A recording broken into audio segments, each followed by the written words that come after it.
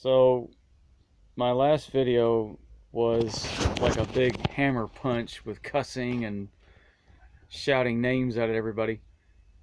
I'm an American patriot, believe me. I love my country. I'm not an anarchist. I respect federal government and law. I don't like. Look, if I say that any of us UFO people, especially American citizen UFO people, are being stalked by the CIA, that is a federal offense because they can't be investigating American citizens. It's the mandate, it's the law, federal law.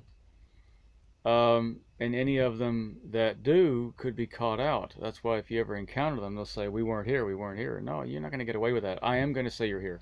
You come to me, I'm going to say you're here. I'm gonna take pictures of you. I'll do whatever I can to document it. But the first thing you have to do is report it to the Senate.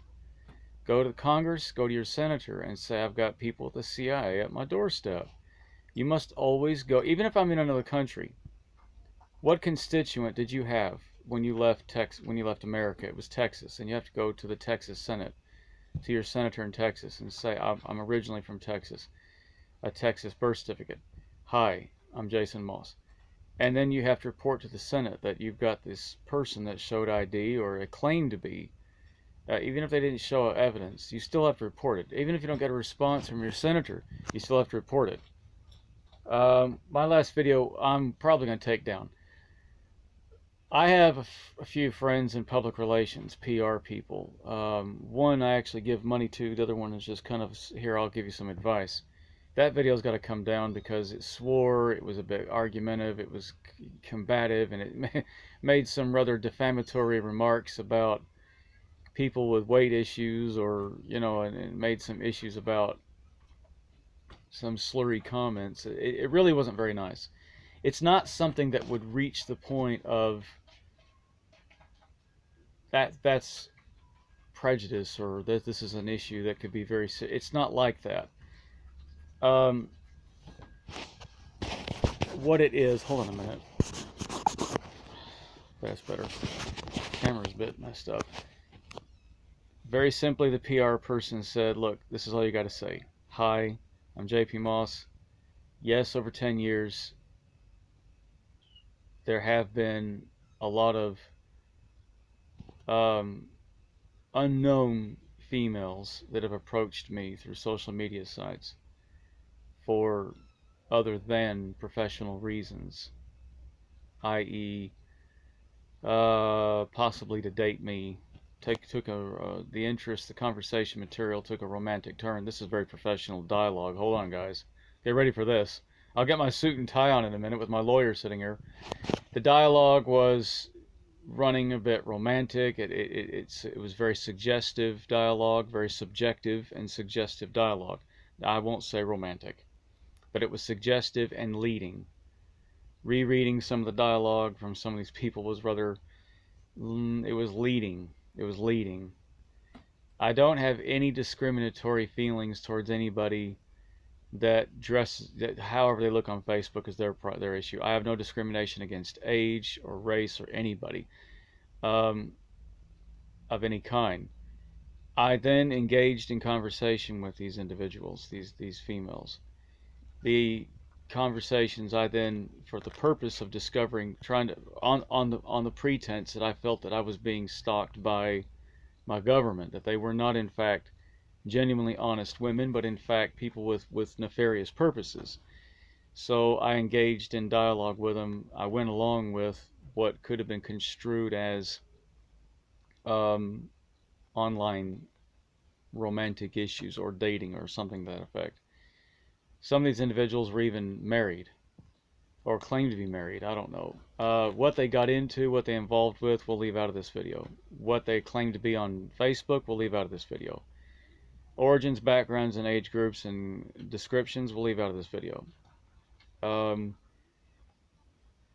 Furthermore, I then felt that from my dialogue with these individuals that they were in fact sent there to disrupt or discredit me in some way, in a defaming way, with the UFO groups on Facebook.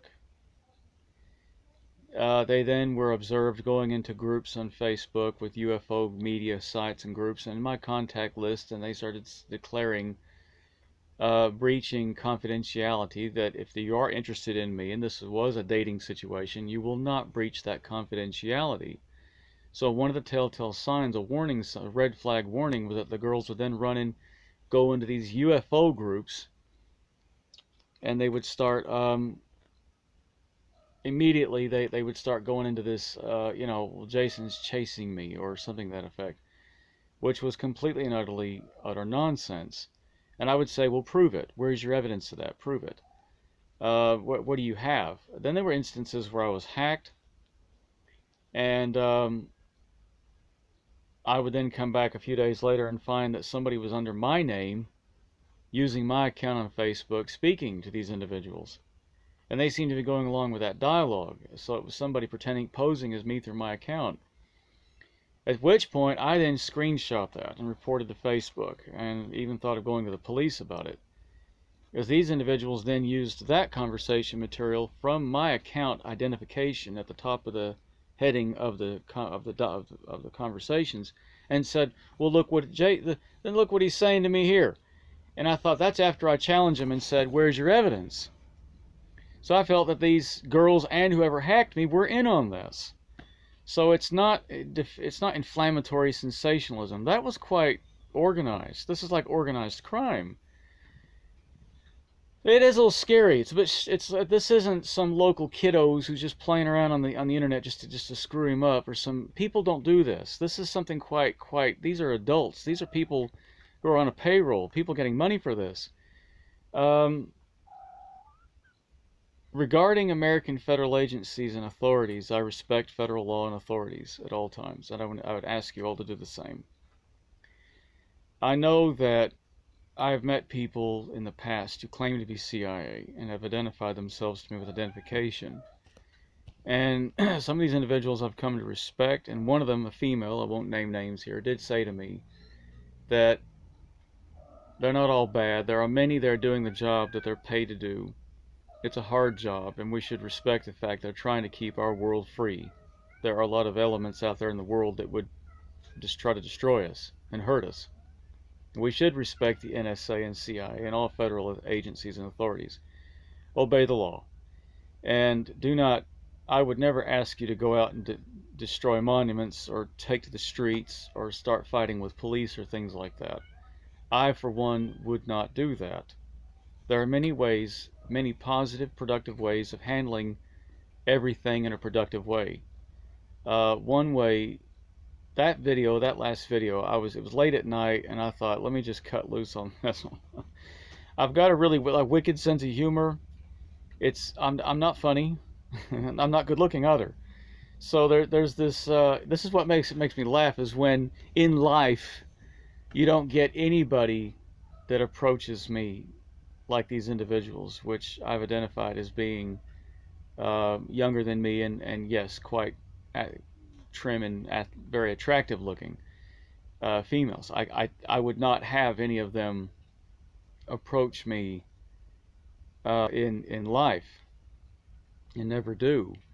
So I immediately get suspicious when somebody that's, I find to be a rather unattractive person online.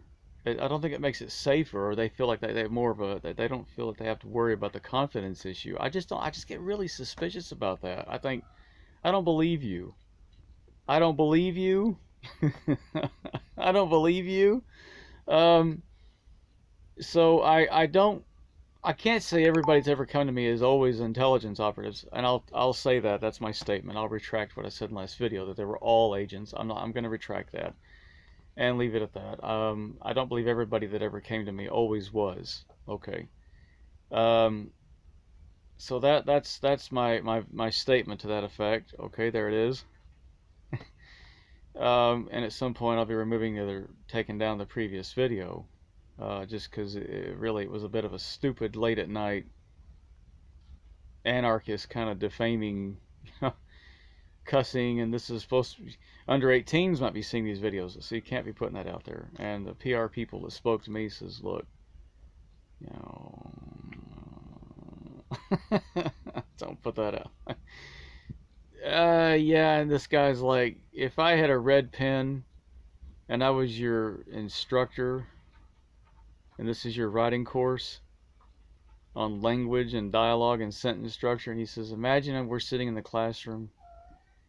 He says, I would have marked your page up so full of red, you wouldn't even see the black anymore, and it would be a F, a failing. I'd send you back. He said, so I'm going to send you back to redo your essay. He says, because this guy's actually taught language mechanics and things like in college. He says he does PR work. He says, oh, he says I woke up, I saw that, I had time to quickly look. He says another thing he said to me was, and I've asked you in the past, JP. He says, don't talk about the CIA. He says, don't go on about that dead woman. I won't say names. Don't you know where you are with this, and you agree to do that because your heart is pulled in the direction of Benico, this girl you said you met and whatnot. And he says, oh, okay, we're all for that. The UFO stuff, we're all for it. He says, that's the direction to go. That's your focus. You know that yourself. He says, you don't have to. I'm not telling you that. You already agreed that years ago. You would drop all that stuff. And I said, you're right, you're right, you're right. And he said, I'm all for it. He says, I'm all for what you're doing, but he says, not that. Don't do that. He said, I know you got some issues of your past and some issues of this dead woman. I'm not going into details about that. And, it wasn't like I'm telling you what to do. He said, you already agreed that this was the focus of your media. This is what you're doing. It's for this girl, this Benico, that is not dead, that she's very much around. And it's be sensible, be responsible, do the right thing. And this is where your heart pulls you. Let the past bury the past. That woman that came to you long ago is dead.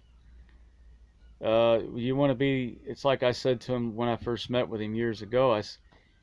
I said to him, it's like this. Do I want to be a historian of tragedy for the rest of my life and run around down the street being somebody's lost kid, if that's true, allegedly, or not? I'm not saying it's true.